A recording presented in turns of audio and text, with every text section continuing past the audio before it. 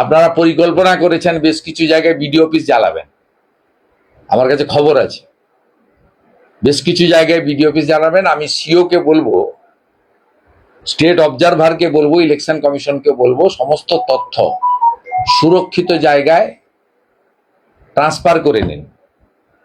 বেশ কিছু জায়গায় এর আগে আপনারা চাকুলাতে দেখেছেন কি ঘটনা ঘটেছে, আপনারা মুর্শিদাবাদ জেলার জলঙ্গিতে দেখেছেন বিডিও অফিসে কি ঘটেছে। এরকম অনেক চিত্র আপনি দেখতে পাবেন। এবং আমি পরিষ্কারভাবে বলতে পারি 28 তারিখের পরে যে অ্যানার্কির আশঙ্কা সবাই করছি আমরা, সেই জন্যই হয়তো ভারত সরকার বা ইলেকশন কমিশনের পক্ষ থেকে আগেই 240 কোম্পানি পাঠিয়ে দিচ্ছে। আশঙ্কা মিথ্যাও, এই প্রার্থনা করব 28 তারিখের ভোটার লিস্টে যাদের নাম থাকবে না তারা এদিকে ওদিকে ঝামেলা করবেন না। প্রচুর সেন্ট্রাল ফোর্স এসে গেছে, উস্কানিতে পা দেবেন না। নমস্কার। অতি ভয়ঙ্কর কথা, অতি ভয়ঙ্কর অভিযোগ আনলেন বিরোধী দলনেতা শুভেন্দু অধিকারী। মানে একদম বিস্ফোরক অভিযোগ। কাল 28শে ফেব্রুয়ারি মানে তালিকা বেরোনোর পর, ভোটার তালিকা সার প্রক্রিয়াতে যা হলো, তারপর নাকি বিডিও অফিস জ্বালানোর পরিকল্পনা হয়েছে। কারণ সব মানে মোটামুটি ধরে নেওয়া যা হচ্ছে 1,10,00,000 থেকে 1,20,00,000 নাম সব মিলিয়ে বাদ যাবে আপাতত। তারপরেও প্রচুর নাম থাকছে, তারা আসতেও পারে, ফেরত কিছু নাও আসতে পারে, না আসার চান্সই বেশি। দেখুন, শুভেন্দু অধিকারী কিন্তু এরকম আলকপটা মন্তব্য করবেন না। উনি যখন বলছেন নিশ্চয়ই খুব রিলায়েবল সোর্স, বিশ্বস্তযোগ্য সূত্র থেকেই খবর পেয়েছেন। আর আগেও কিন্তু উনি বলেছিলেন যা সেটা হয়েছিল। একটা উদাহরণ দিচ্ছি, ফলতায় দক্ষিণ 24 পরগনা ডায়মন্ড হারবারে নির্বাচনী আধিকারিকের ওপর আক্রমণ, C Murugan special roll observer আগের দিন বলেছিলেন যে জিহাদি বাহিনী মহিলাদের নিয়ে ভাঙচুর করবে, 200-250 জন আক্রমণ করবে। অতজন ছিল না বোধহয়, আগে থেকে খবর ফাঁস হওয়ার জন্য, কিন্তু বেশ অনেকজন ঘিরে ধরেছিলেন মুরুগানকে। আর এর আগেও আমরা দেখেছি সার প্রক্রিয়া মানে হিয়ারিং চলার সময় তৃণমূল বাহিনীর ভাঙচুর, ঝামেলা, তাণ্ডব, মাইক্রো অবজারভারদের মারধর, বিডিও অফিসে চেয়ার ছুঁড়ে মারা, কোথায় মালদায় দেখেছেন, কোচবিহার, আরও বিভিন্ন জায়গায়, মুর্শিদাবাদের ফারাক্কায় বারবার ওই মনিরুল ইসলামের বিরুদ্ধে, যিনি ঝামেলা করে এফআইআর করা হয়নি তার বিরুদ্ধে নির্বাচন কমিশন বলা সত্ত্বেও। তাছাড়া দক্ষিণ 24 পরগনার ভাঙড়ে দেখেছি বারবার। তো শুধু হিয়ারিংয়ের সময় এরকম।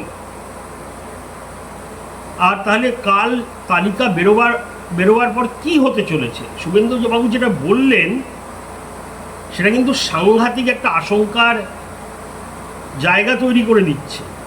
এই যে 1,20,00,000 বাদ গেলে, আর অধিকাংশই তৃণমূলের ভোটার সবাই বলছে, তো তৃণমূল তো ছেড়ে দেবে না। আর উনি যে আগাম খবর পেয়েছেন, আমার মনে হয় অবিলম্বে যে কেন্দ্রীয় বাহিনী যে অলরেডি এসে গেছে, তাদের যেখানে যেখানে খবর আছে মোতায়েন করে দিক। শুধু পুলিশের ওপর ভরসা করে থাকলে চলবে না, কারণ পুলিশের হাত পা বাঁধা, এটা তো সবাই জানে। এদিকে জয়প্রকাশ মজুমদার, ওনাকে যখন জিজ্ঞেস করা হয় শুভেন্দুবাবুর মন্তব্যে যে বিডিও অফিস পোড়ানো হবে বলা হয়েছে, আপনার কি মন্তব্য? উনি তৃণমূলের স্পোক্সপারসন, বক্তা, উনি বলেছেন না, এরকম কেন হবে? কালকের পর যদি আমাদের ভোটারদের নাম বাদ যায় তাহলে বিজেপি নেতা কর্মীদের বাড়ি ঘেরাও করা হবে। এটাও খুব সাংঘাতিক কথা। ওনার মতো একজন উচ্চ পর্যায়ে সরকারি স্পোক্সম্যান যদি এরকম বলেন, তাহলে তার প্রভাব নিচের তলার কর্মীদের উপর কীরকমভাবে যাবে?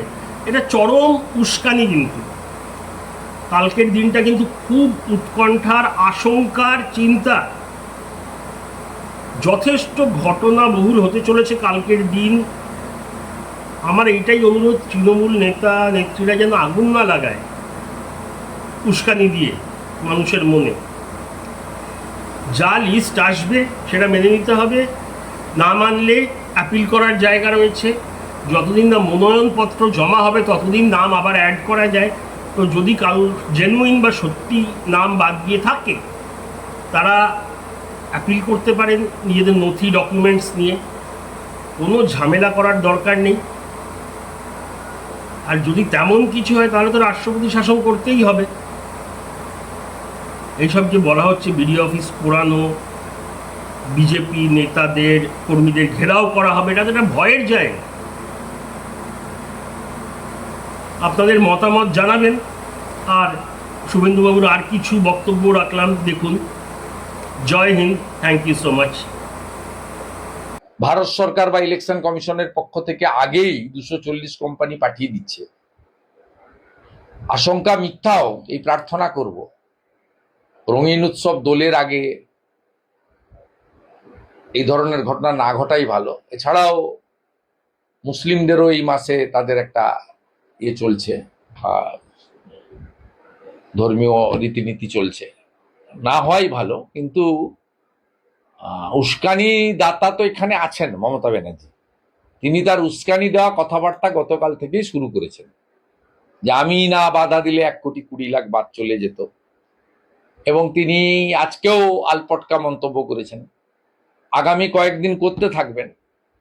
অতএব উনি বহুবার উস্কানি দিয়ে এই রাজ্যে শান্তি নষ্ট করেছেন। উনি সিএ কে এনআরসি বলে প্রথম মিছিল করেছিলেন, স্মৃতির মোড় থেকে শ্যামবাজার 5 মাথার মোড়, আগুন লাগিয়েছিলেন। তিনি এসআইআর কে প্রথম থেকে এনআরসি ইত্যাদি বলেছেন। তিনি ওয়াকফ অ্যামেন্ডমেন্ট বিল বলেছিলেন আমি বেঁচে থাকতেও চালু হবে না, উনি চালু করেছেন এই রাজ্যে। অতএব সেক্ষেত্রে আমি সকলের কাছে অনুরোধ করব, সতর্ক থাকতে হবে, এবং যাদের নাম বাদ যাচ্ছে এটা চূড়ান্ত বাদ যাওয়া নয়, সাপ্লিমেন্টারি লিস্টে তাদের নাম এসে যেতে পারে। ধৈর্য রাখুন, আপনারা সহযোগিতা করুন জুডিশিয়াল কর্তৃপক্ষকে, এবং এই ঘটনার জন্য দায়ী করব মমতা বন্দ্যোপাধ্যায়কে। তিনি নজিরবিহীনভাবে সুপ্রিম কোর্টের হস্তক্ষেপ প্রার্থনা করে দুটি সাংবিধানিক সংস্থার সঙ্গে যে লড়াই লেগেছিল তাতে তৃতীয় সাংবিধানিক সংস্থাকে যুক্ত করে দিয়েছেন। ক্রেডিট এবং ডিসক্রেডিট দুটোই মমতা ব্যানার্জির জন্য থাকলো। অতএব আপনারা উল্লাস প্রকাশ করেছেন মাঝে মাঝে যে আমরা জিতে গেছি সুপ্রিম কোর্টে।